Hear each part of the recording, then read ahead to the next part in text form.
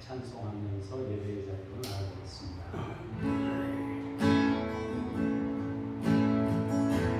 주께 보좌로 나아갑니다.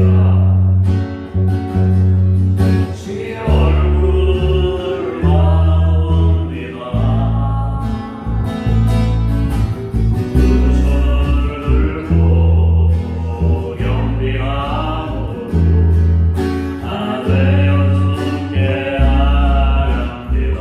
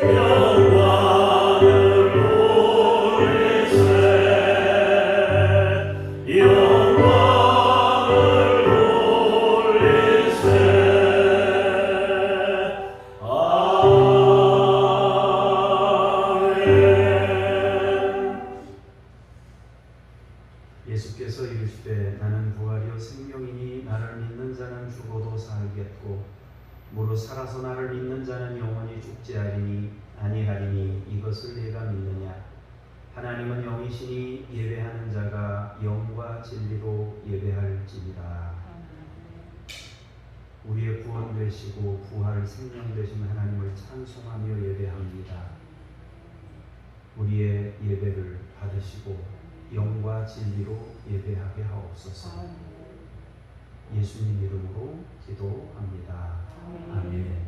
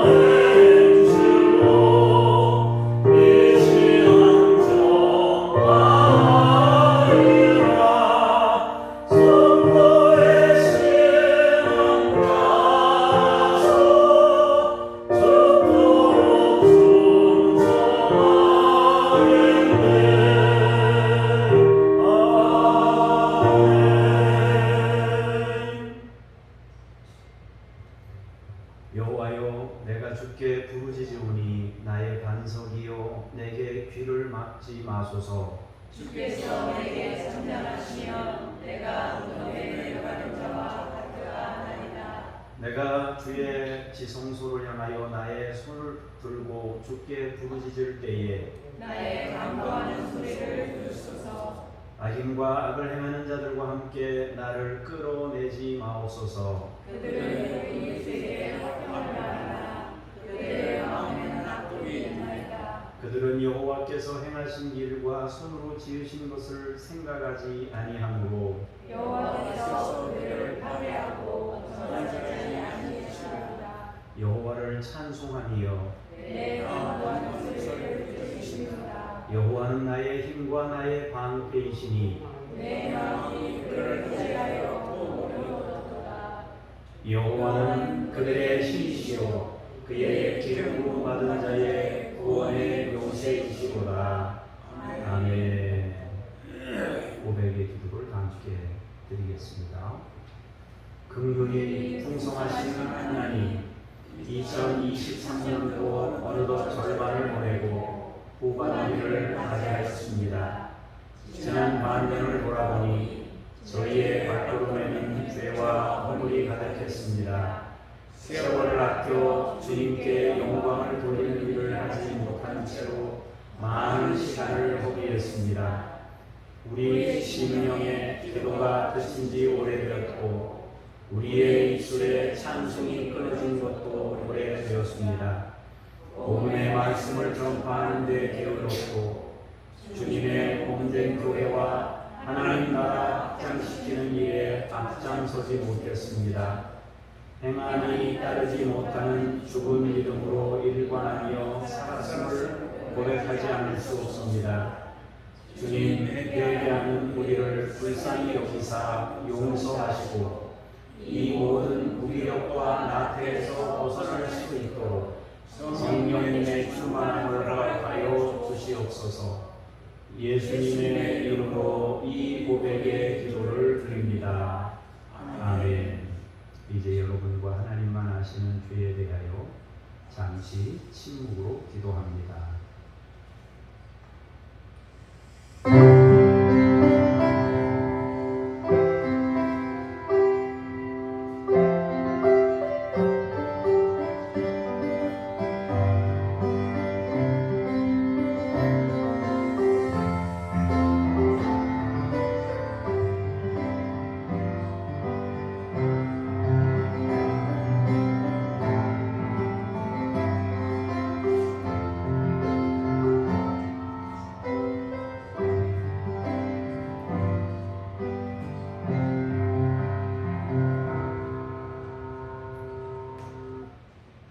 예수께서 이르시되 나도 너를 정죄하지 아니하노니 가서 다시는 죄를 범하지 말라 하시니라. 아멘. 신앙 고백 드리겠습니다. 나는 전능하신 아버지 하나님 천지의 창조주를 믿습니다. 나는 그의 유일하신 아들 우리 주 예수 그리스도를 믿습니다. 그는 성령으로 잉태되어 동정녀 마리아에게서 나시고 본디오 빌라도에게 고난을 받아 십자가에 못 박혀 죽으시고 장사된 지 사흘 만에 죽은 자 가운데서 다시 살아나셨으며 하늘에 오르시어 전능하신 아버지 하나님 우편에 앉아 계시다가 거기로부터 살아있는 자와 죽은 자를 심판하러 오십니다. 나는 성령을 믿으며 거룩한 공교회와 성도의 교제와 죄를 용서받는 것과 몸의 부활과 영생을 믿습니다. 아멘. 자리에 앉으셔서 함께 기도하겠습니다.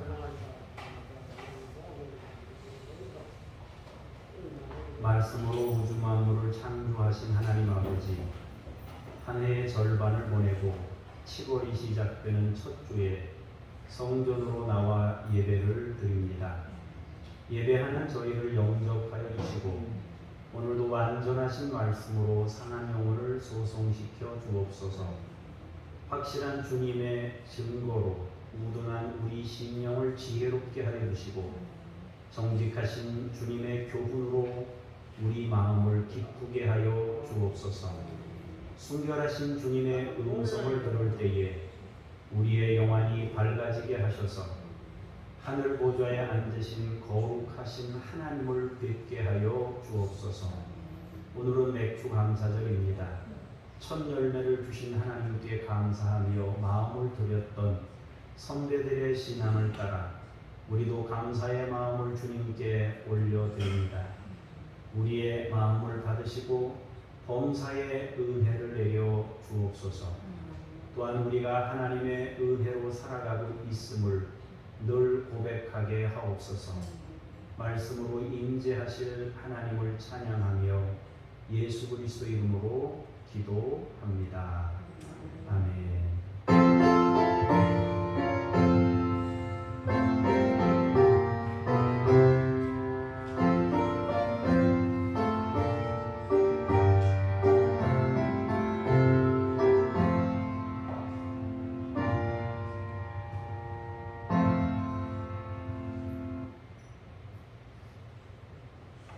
말씀 앞으로 나아가면서 찬송 같이 부르시겠습니다.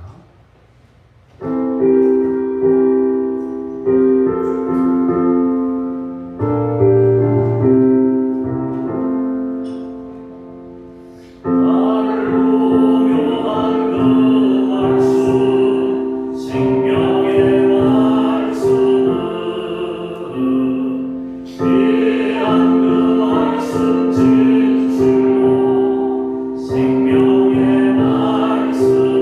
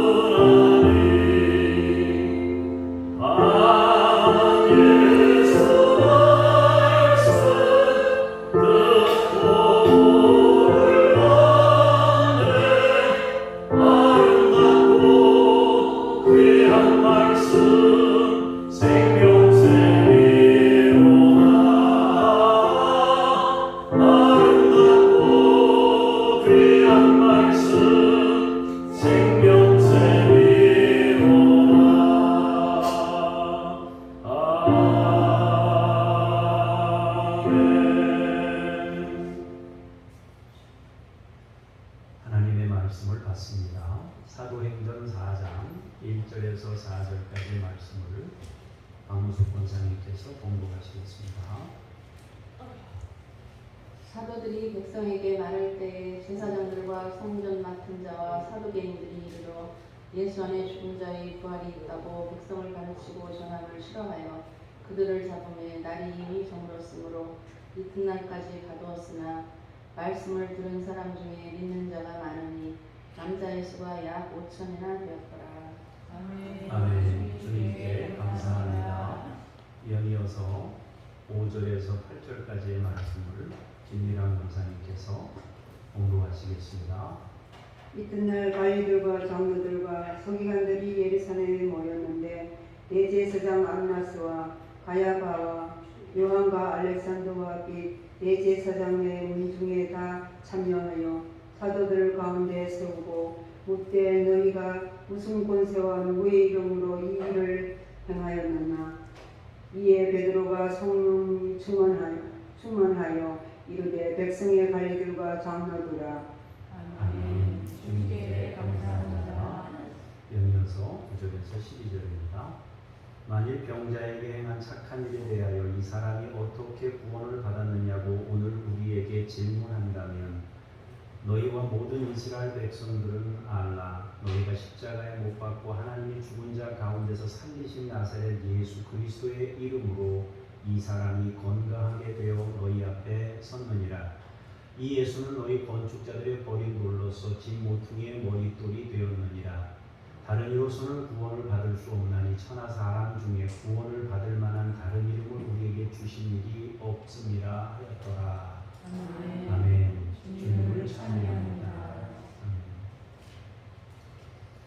추감사주일에 여러분에게 하나님의 은혜와 복이 또 여러분 가정에 여러분 자손에게 신앙의 가문을 이루는 그런 은혜와 복이 넘치시기를 축복합니다.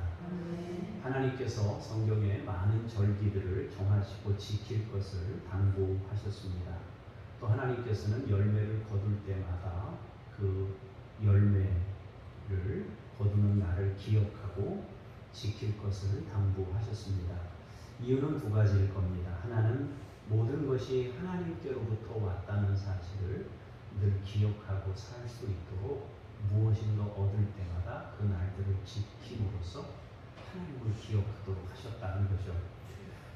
절기들을 통해서 하나님을 잊지 않고 기억하도록 하는 거죠. 그래서 열매를 얻었을 때 이게 하나님께로부터 온 것이구나 이걸 느낄 수 있도록 그 날들을 기억하고 지키라고 했습니다. 두 번째로는 열매들을 거둘 때 다른 절기를 지킬 때나 열매를 거둘 때 하나님께서는 빈손으로 오지 마라 말씀하셨습니다. 그렇게 말씀하셨던 이유는 함께 살아갈 것을 당부하고자 말씀하신 것입니다. 빈손으로 오지 않게 해서 그것을 통해서 다른 사람과 함께 나눌 수 있도록 역사하신 것입니다. 하나님을 기억하게 하고 이웃과 함께 사는 세상을 이루라고 절기를 주셨고 열매를 거둘 때마다 의미 있는 날들로 지정하신 것입니다. 그러므로 우리가 기억해야 하는 것은 절기를 지키는 일, 이것도 중요하지만 절기를 지키라고 하나님이 하신 이유들을 생각하면서 우리가 절기를 지켜야 한다는 거죠. 열매를 드리는 일보다 더 중요한 것이 있음을 알아야 합니다. 그것은 하나님께 감사하는 마음가짐을 갖는 것과 함께 이웃을 생각하는 이 두 가지를 우리가 기억해야 한다는 거죠. 해석하자면 하나님 앞에서 바른 믿음 생활하는 것이 절기를 가장 잘 지키는 일입니다. 그런 점에서 보자면 오늘 본문의 말씀은 우리 신앙의 본질에 해당합니다. 어떻게 하면 예수를 가장 잘 믿을 수 있을 것인가? 베드로는 말씀을 전하면서 분명히 말씀하십니다. 다른 사람으로는 구원을 얻을 수 없다라고 말씀하시면서 천하 사람 중에 구원을 얻을 만한 다른 이름을 우리에게 주신 일이 없다라고 말씀하셨습니다. 구원은 오직 예수 그리스도의 이름으로 받습니다. 예수님을 통하지 않고 다른 방법으로 구원을 얻을 수 있는 일은 전혀 없습니다. 이 부분은 절대적인 것입니다. 어떤 경우에도 타협의 대상이 될 수 없습니다. 예수님은 우리에게 그런 분입니다. 다만 우리가 여기서 생각하고 넘어가야 하는 부분이 있는데요. 그것은 예수님을 어떤 분으로 어떻게 섬기느냐 하는 문제입니다. 예수님을 세모로 생각하는 사람하고 예수님을 네모로 생각하는 사람하고 예수님을 동그라미로 생각하는 사람이 믿음이 다를 수밖에 없고 삶이 다를 수밖에 없습니다. 아버지가 어머니가 나를 위해서 헌신한다고 생각하는 사람과 아버지는 나에게서 뭘 얻으려고 이렇게 하시는 거야 이렇게 생각하는 사람하고는 차이가 있을 수밖에 없는 거잖아요. 그래서 예수로만 구원받는다고 할 때 그 예수님이 어떤 분이시고 그 예수님이 우리에게 뭘 주시는 분이신지 또 우리가 어떻게 그분을 섬겨야 하는지를 아는 것이 무엇보다 중요하다는 것입니다. 예수님이 이 땅에 오셔서 어떤 말씀을 하셨는지 그리고 예수님이 누구이신지를 깨달아야 한다라는 것입니다. 오직 예수님으로만 구원받는다고 했는데 그 예수가 누구인지 모른다면 문제일 수 있습니다. 예수님은 주문이 아니에요. 우리가 보통 뭐 어디 문 열려라 뭐 무슨 주문을 외운 문 열리 영화에서처럼 문 열리고 그래서 예수 그러면 문이 열리고 그런 게 아니에요. 예수님의 이름이 주문이 아닙니다. 그분이 하신 일이 무엇인지 아는 것이 중요하다 말이에요. 예수님은 크게 두 가지 일을 하셨거든요.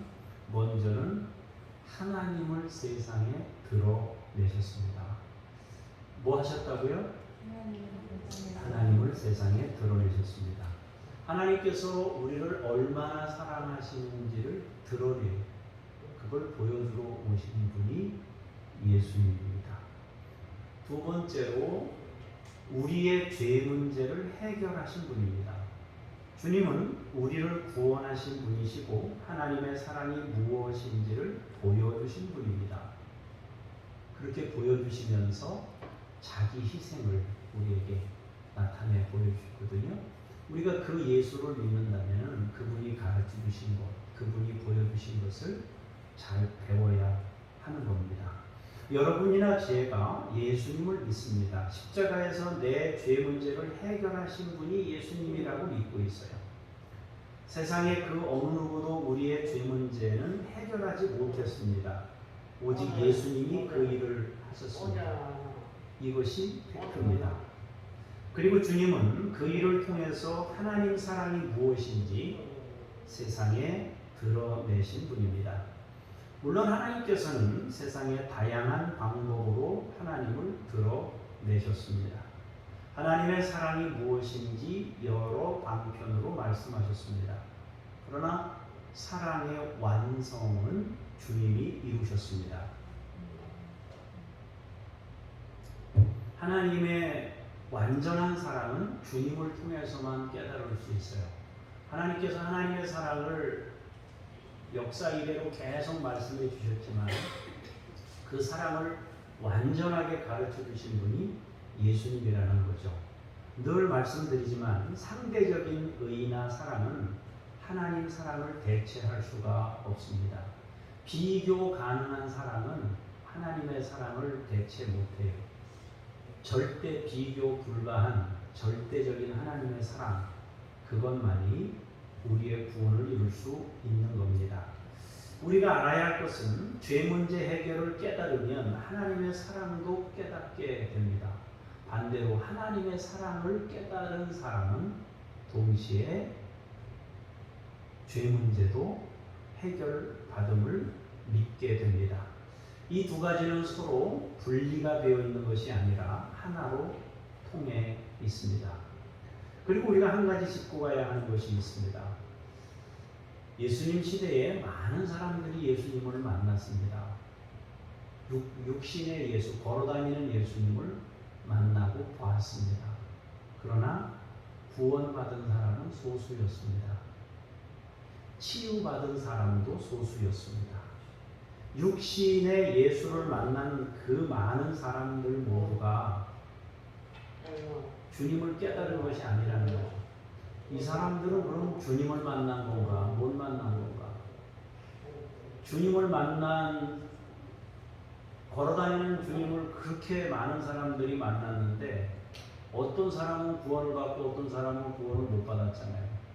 그럼 그 사람들은 예수를 만난 사람인가 안 만난 사람인가? 여러분 지금 전 세계에 십자가를 걸고 예배당을 세워져 있는 곳이 전 세계에 굉장히 많습니다. 우리 대한민국에도 엄청난 교회 숫자가 있어요. 우리 통합축 교단만 해도 9,000개가 넘는 교회가 있거든요. 굉장히 많은 교회가 존재하고 있어요. 그리고 전부 다 예수를 믿는다고 하면서 교회를 다니고 있습니다. 그렇다면은 과연 이 교회 다니는 사람들이 전부 다 구원을 받을 수 있느냐?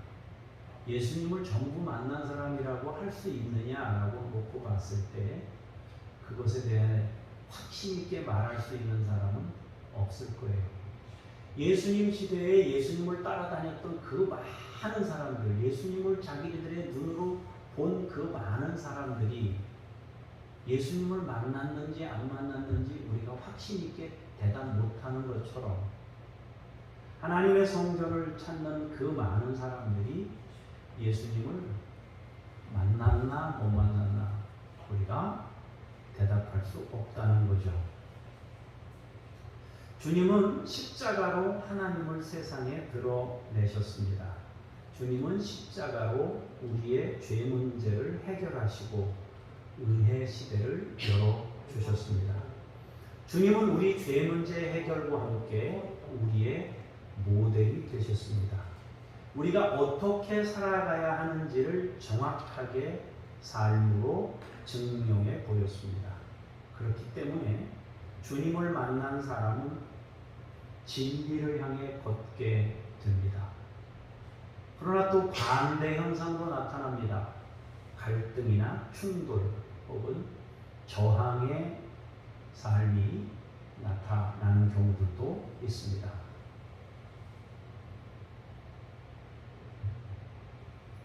대체로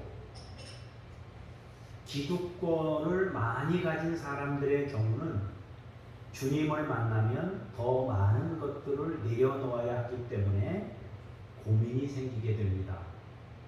내면의 갈등과 충돌의 과정을 겪어야 합니다. 대신 가진 것이 적은 사람일 경우에는 은혜의 복음을 만날 때 쉽게 감동을 받게 됩니다. 이것은 주님께서 말씀하셨던 포도원 비유와도 일치합니다. 아침에 일하러 온 사람하고 점심에 일하러 온 사람 그리고 저녁에 1시간만 일한 사람들에게 은혜는 전혀 다른 차원으로 다가오게 됩니다. 이 부분에 대해서 로마서 4장 4절 5절에서 잘 말씀하고 있습니다. 읽어보겠습니다. 제가 일하는 자에게는 그 삭시 은혜로 여겨지지 아니하고 보수로 여겨지거니와 일을 아니할지라도 경건하지 아니한 자를 의롭다 하시는 이를 믿는 자에게는 그의 믿음을 의로 여기시나니 이렇게 말씀하고 있거든요. 그러니까 일한 사람, 애쓴 사람은 하나님이 은혜를 베풀 때 은혜라고 생각을 안 하고 내가 애쓰고 힘써서 받은 걸라고 생각을 한단 말이에요. 일을 안 한 사람들은 은혜를 받을 때 하나님의 은혜다 이렇게 생각한단 말이에요. 이런 차이가 있다라고 말하고 있습니다. 그러므로 예수님을 만나게 되면 몇 가지 반응이 생기게 되는데요. 첫 번째로 예수님을 만나면 해방과 자유를 느낍니다. 주로 막차를 탄 사람들입니다. 저녁에 일하러 온 사람이거나 일을 하지 않고 은혜를 입은 사람들은 주님을 만나면 해방과 자유를 누리게 됩니다. 너를 구원하노라 그러면 기뻐 뛰며 춤을 추면서 하나님을 찬양하게 되어 있습니다. 안진뱅이가 나면서부터 안진뱅이가 베드로를 만나서 치유를 받았을 때 성전에 들어가서 뛰면서 찬양했습니다. 태어나면서부터 몸 한 번도 안 아픈 사람들은 성전에 나가서 들고 뛰면서 찬양 못해요. 안진뱅이로 40년을 산 사람은 치유를 받자마자, 자유를 얻자마자 들고 뛰고 찬양을 했습니다. 체면이고 뭐고 없어요. 너무 좋아가지고. 그래도 그거 뭐라고 그러는 사람 아무도 없습니다. 이렇게 예수님을 만나서 해방을 누리는 사람들이 있어요. 두 번째로 예수님을 만나면 고민과 갈등이 생기는 경우가 있습니다. 내려놔야 할 것들이 생기게 되면서 여전히 내가 주인인 상태로 남아있어야 하는지, 아니면 주님을 주인으로 모시고 나를 포기해야 하는지 끊임없이 내면의 갈등을 경험하게 돼요. 주님을 안 만났으면 그런 갈등이 필요가 없어요. 안 해요. 근데 주님을 만나고 나니까 이게 고민과 갈등이 일어나는 거예요. 세 번째로는 예수님을 만나면 아예 모든 것을 거부하고 도전하고 배척하는 형태의 삶을 고집하게 됩니다. 첫 번째에 해당하는 사람들이 누굽니까? 혈루증을 앓던 여인, 간음하다가 현장에서 붙잡힌 여인, 이런 사람들이 주님의 은혜를 입자 이들은 모두 해방을 맛보았습니다. 두 번째로 해당하는 사람들이 누굽니까? 바울과 같은 사람인데 내면에서 갈등이 일어났어요. 그러나 주님을 체험하면서 그 내면적 갈등을 극복하고 사도가 되었습니다. 부자 청년이 예수님을 만났습니다. 예수님으로부터 말씀을 들었어요. 고민과 갈등이 일어났어요. 그 고민과 갈등에서 이긴 사람은 주님의 제자가 돼요. 그 고민과 갈등에서 이기지 못한 사람은 근심하면서 떠나갔다. 그 부자 청년이 계속 그 문제로 근심을 한다면 언제인지 몰라도 주님 앞에 돌아오는 사람이 됩니다. 그런데 그 근심을 포기하고 아예 주님을 버린다 생각하면 그는 못 돌아오는 거예요. 그래서 여러분, 우리 내면에 고민이 있다는 것은, 적어도 신앙적 고민과 갈등이 있다는 것은 가능성이 있다는 것이고 우리에게 주님이 만나셨다는 증거이기도 해요. 우리가 하나님의 뜻을 따를 것인지 늘 고민이 된다면은, 그래도 내가 주님의 말씀을 들은 사람으로서 지금 주님을 따라가고자 하는 애씀이 있구나, 몸부림이 있구나, 이거죠. 세 번째에 해당하는 사람들이 오늘 본문에 나오는 사람들이에요. 자, 1절부터 4절까지 아까 읽었던 내용 보겠습니다. 사도들이 백성에게 말할 때에 제사장들과 성전 맡은 자와 사두개인들이 이르러 예수 안에 죽은 자의 부활이 있다고 백성을 가르치고 전함을 싫어하여 그들을 잡음에 날이 이미 저물었으므로 이튿날까지 가두었으나 말씀을 들은 사람 중에 믿는 자가 많으니 남자의 수가 약 5천이나 되었더라. 제사장들과 성전 맡은 자와 사두개인들은 세 번째에 해당하는 사람들이에요. 이 사람들은 예수님을 거부하고 있습니다. 예수님의 부활을 전하는 제자들을 가둬버립니다. 백성들에게 부활을 가르치고 전하는 것을 싫어하여 붙잡았고 가두었다라고 말합니다. 이미 말씀을 통해 사람들은 해방을 경험하고 있어요. 자유와 복음의 은혜를 누리고 있었습니다. 그들은 남자의 수만 5,000명이고 그 전에는 이미 3,000명이 회개하여 해방을 누리고 은혜를 입었습니다.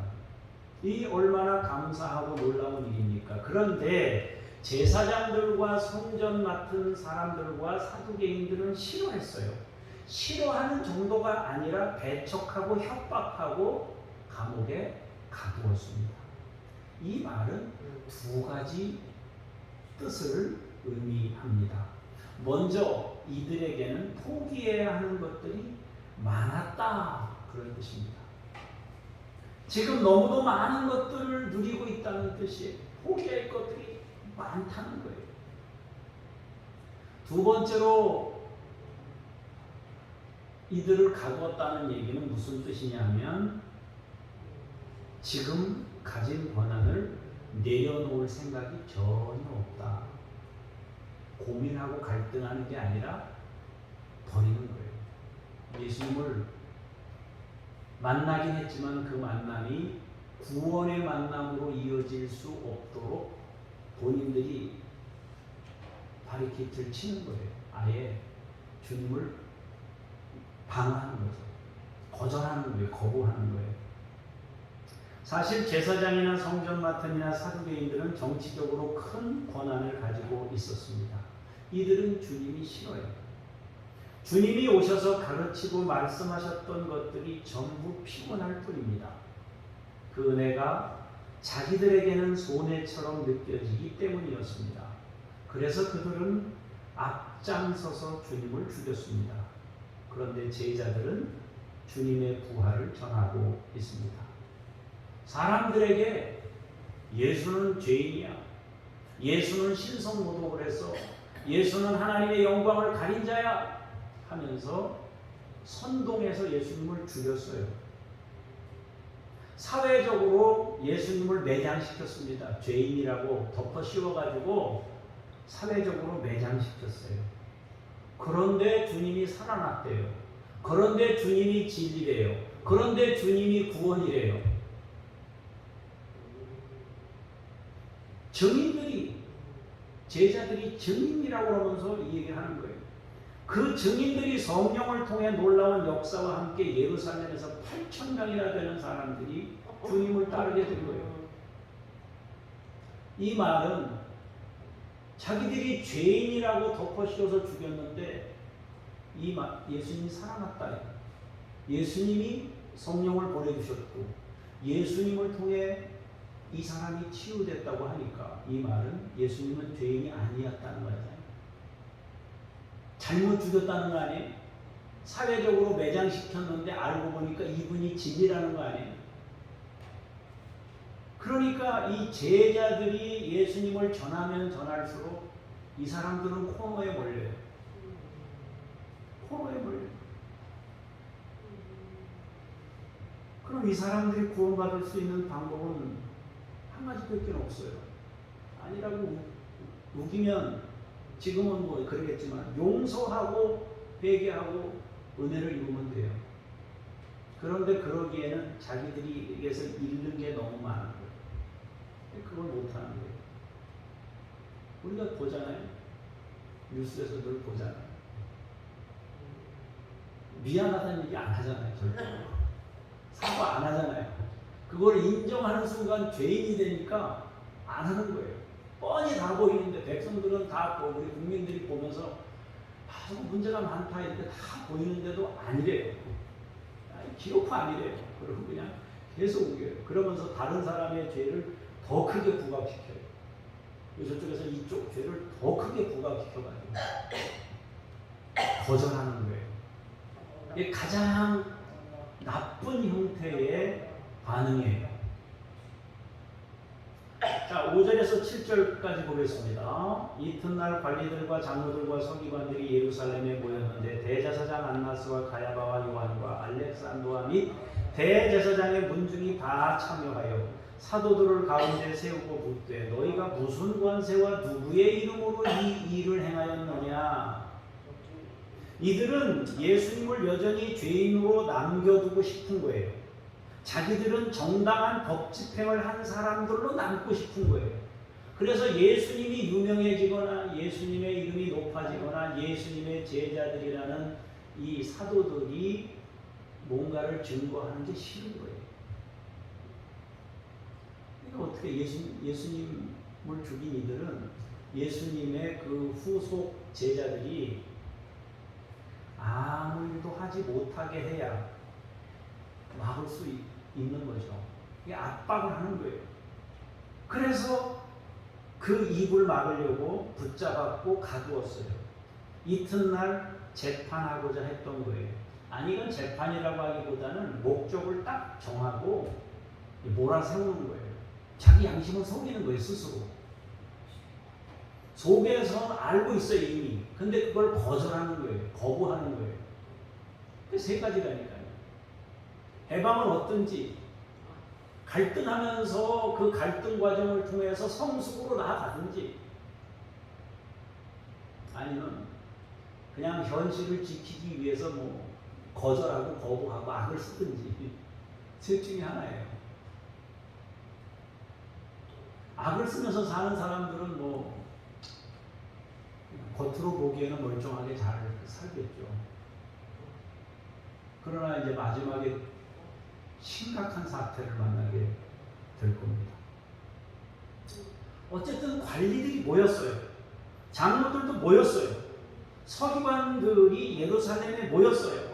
대제사장 안나스와 가야바와 요한과 알렉산더와 및 대제사장의 문중이 다 참여했습니다. 전직 대제사장, 현직 대제사장, 기타 등등 그 문중, 거기에 포함되어 있는 문중이 다 모인 거예요. 그야말로 종교적으로 높은 사람들이 다 모였어요. 그 분위기와 자리를 생각해 보세요. 여러분 처음에 그 국회 청문회 할 때는 국회 이렇게 그 청문회나 뭐 이런 거 할 때 정부 뭐 보고서 이런 거 볼 때 옛날에 어땠어요? 거기 나오면 국회의원들 앞에 막 얼어가지고 말도 뭐 버벙벙하고 이랬는데 요즘에 하도 당하다 보니까 이제는 할 말을 다 해요. 적극적으로 막 얘기하더라고요. 근데 그 분위기 자체가 대제사장 문중이 다 모이고 막 높은 사람들이 쫙 앉아 있는 거예요. 그리고 베드로 요한을 가운데 세우고 재판하는 거 아니에요? 얼마나 긴장이 되겠어요. 그리고 물어요. 무슨 권세와 누구의 이름으로 이 일을 했느냐 물어요. 이들은 제자들의 말을 듣고 싶어서 모인 게 아니에요. 예수님의 이름으로 더 이상 아무것도 하지 못하게 압박하고자 그 분위기를 몰아가려고 하는 것이지 이 사람들한테 뭐 생명의 말씀을 들으려고 모인 게 아니에요. 그들은 예수님만 죽이면 끝나는 줄 알았어요. 그런데 상황을 보니 전혀 아니에요. 오히려 더 많은 제자들이 담대하게 복음을 전하고 있었기 때문입니다.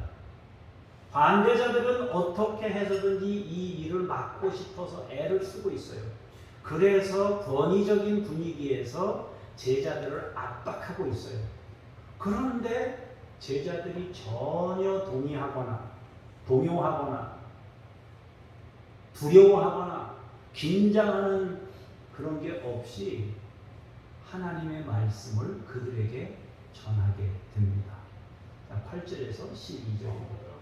같이 보겠습니다. 시작.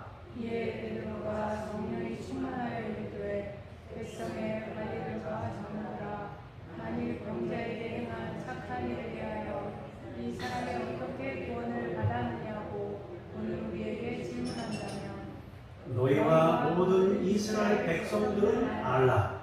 너희가 십자가에 못 박고 하나님이 죽은 자 가운데서 살리신 나사렛 예수 그리스도의 이름으로 이 사람이 건강하게 되어 너희 앞에 섰느니라. 이 예수는 너희 건축자들의 버린 돌로서 짐 모퉁이의 머릿돌이 되었느니라. 다른 이로서는 구원을 받을 수 없나니 천하 사람 중에 구원을 받을 만한 다른 이름을 우리에게 주신 일이 없음이라 하였더라. 아멘. 베드로가 성령이 충만하여 관리들과 장로들에게 말합니다. 만일 병자에게 행한 착한 일에 대하여 이 사람이 어떻게 구원받았느냐라고 질문한다면 내가 분명히 말하겠다. 너희와 모든 이스라엘 백성들은 이걸 알아야 될 거다 하면서 세 가지를 말씀하고 있습니다. 첫 번째 말씀은 치유와 자유를 주신 분은 너희가 십자가에 죽인 예수입니다. 너희는 예수를 죽였으나 하나님은 그를 살리셨고 그 예수는 생명의 능력으로 이 사람을 치유했다라고 말하고 있습니다. 자유와 해방을 안긴 분이 예수님이라는 거죠. 예수님은 죄인이 아니고 매장되어야 될 분이 아니고 그분은 생명의 주인이시고 사람을 살린 분이다. 베드로는 저들이 가장 싫어하는 말을 하고 있어요. 예수님 말 안 했으면 좋겠는데, 예수님을 범죄자로 만들어서 죽였는데 그 사람들한테 이분이 진리라고 말하니까 너네들이 틀렸다고 하는 얘기 아니에요? 그런데도 그것이 사실이고 명백한 진리이기 때문에 전하지 않을 수 없어요. 주님이 부활하신 것이 확실하고 그 부활의 주님께서 성령을 선물로 주신 것도 확실합니다. 그리고 그 주님의 이름으로 나면서부터 아팠던 사람이 치유받았습니다. 어떻든 이 모든 일은 너희가 죽인 그 예수님이 하신 일이다. 첫 번째 얘기를 하는 거예요. 베드로는 그들에게 회개를 촉구하고 있어요.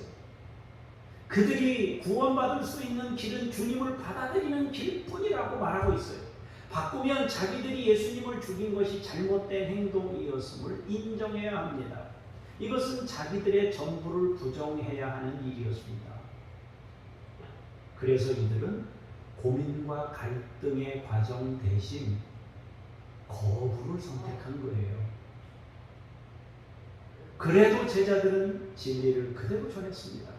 그들이 믿든지 안 믿든지 그대로 복음의 주체이신 주님을 나타내셨습니다. 두 번째로 베드로는 무슨 얘기를 했습니까? 예수님은 건축자들이 버린 돌이라고 말합니다. 그런데 주님은 집 모퉁이의 머릿돌이 되셨다라고 말씀하셨습니다. 신앙적으로 전문가라고 하는 사람들이 버린 돌이 머릿돌이 되었다는 것입니다. 주님의 나라는 지금도 이런 현상이 나타나고 있습니다. 사람들이 부가치하게 여기고 버리는 것들이 요긴한 하나님의 나라의 도구인 경우가 많다라는 것입니다. 고린도전서 1장 26절에서 29절의 말씀을 보면 우리에게 조금 전의 말씀이 맞다는 것을 가르쳐 줍니다. 제가 읽어보겠습니다. 형제들아 너희를 부르심을 보라. 육체를 따라 지혜로운 자가 많지 아니하며 능한 자가 많지 아니하며 문벌 좋은 자가 많지 아니하도다.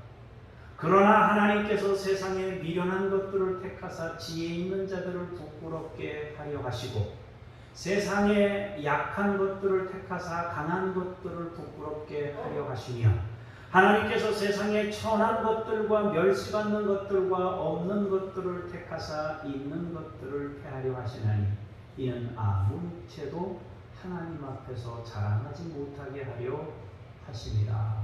아멘. 약한 사람들을 하나님이 쓰신다 말이에요.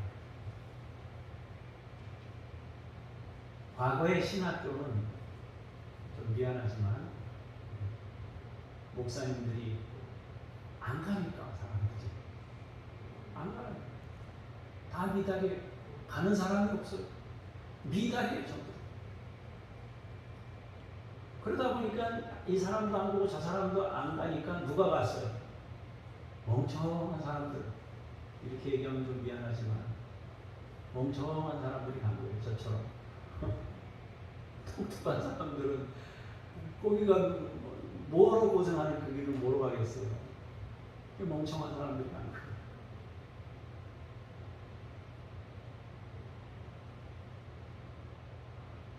그래서 한국교회가 뭐 이제 여러 가지 그런 부분도 있었지만 그런 약한 사람들을 하나님 쓰십니다. 그러다가 이제 교회가 막 부흥되고 커지면서 교회 신학교가 막 넘쳐났어요. 신랑감 부부에도 상위 수준으로 올라갔어요. 그러다 지금 다시 내리막을 타고 있습니다. 안 가요. 그래서 지금 다 신학교들이 거의 대부분이 다 미달이에요. 막 떨어지고 있습니다. 다른 학교들도 물론 그런 현상들이 지방 학교에들은 나타나지만은 신학교들도 그런 현상들이 나타나고 있어요. 선교사님들이 선교에 나갈 때 의지를 가지고 생각하고 처음부터 선교를 나가시는 분들도 있지만 지금 많은 분들 가운데 목회하다가 힘들고 어렵고 지치고 또 목회가 잘 안 돼서 선교지에 가서 헌신하는 게 의미 있겠다 해서 가신 분들도 꽤 됩니다. 하나님께서 약해 보이는 그들을 쓰시더라고요. 심지어 예수님도 버린 돌로 취급받았어요. 그런데 그분이 머릿돌이 됐단 말이에요. 자기 의는 구원을 방해합니다. 자기 의로는 결코 구원을 얻지 못합니다. 그래서 하나님께서는 약한 자들을 통하여 일하십니다. 그것을 통해 구원의 비밀을 알리고자 하십니다. 주님은 그런 분이십니다.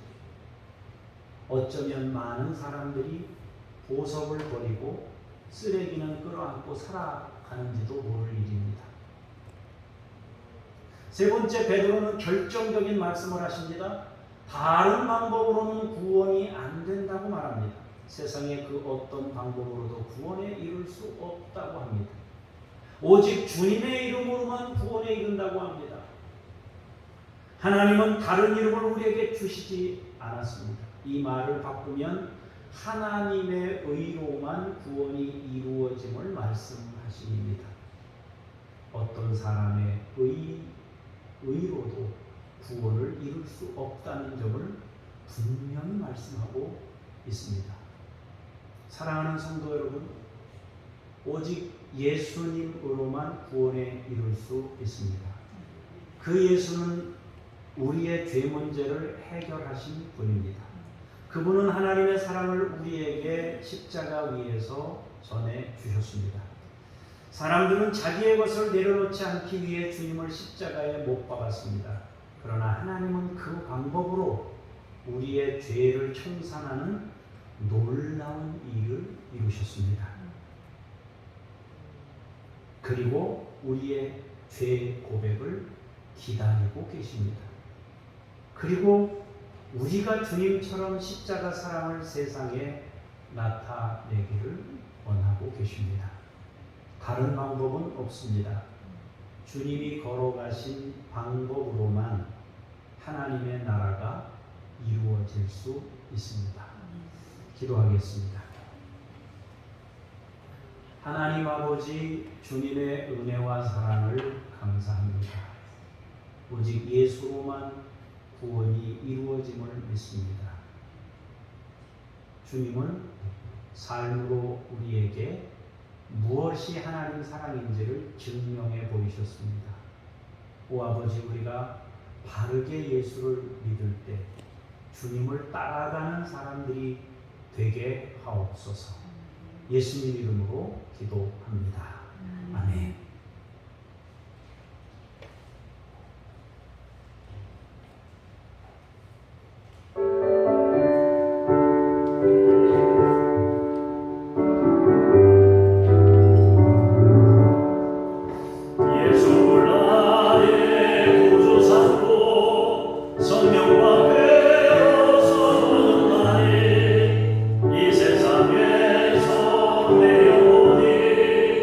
하늘의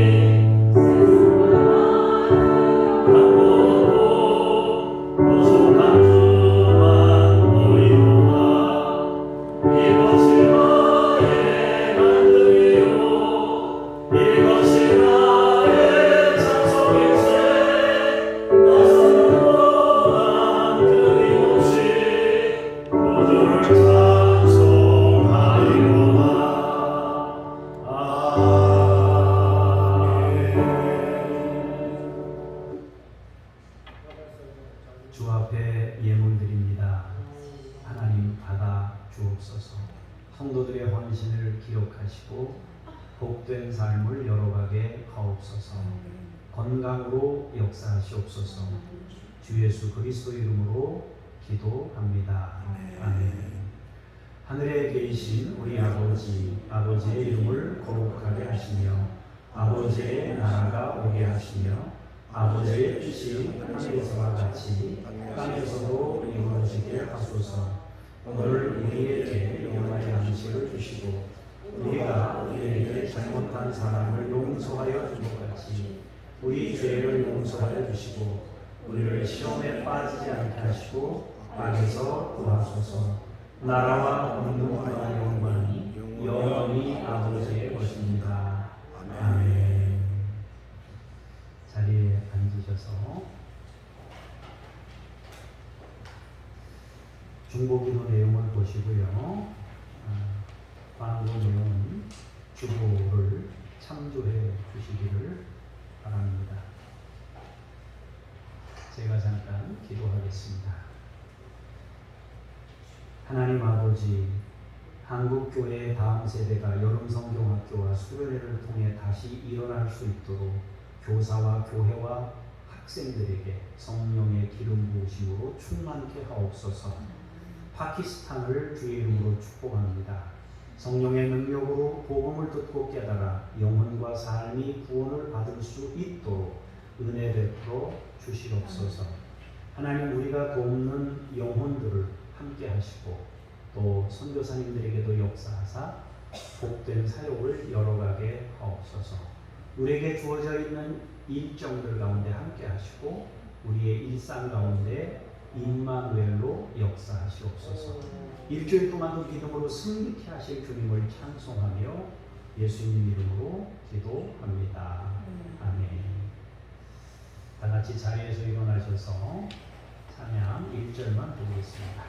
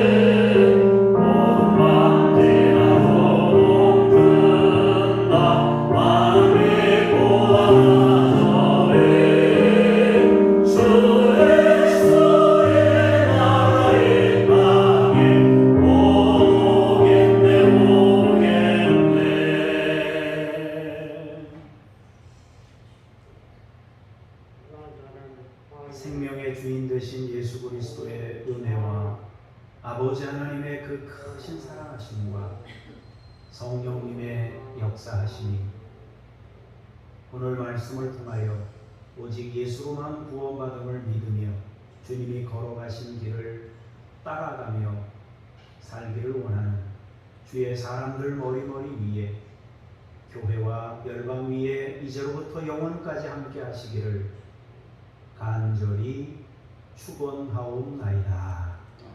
아멘.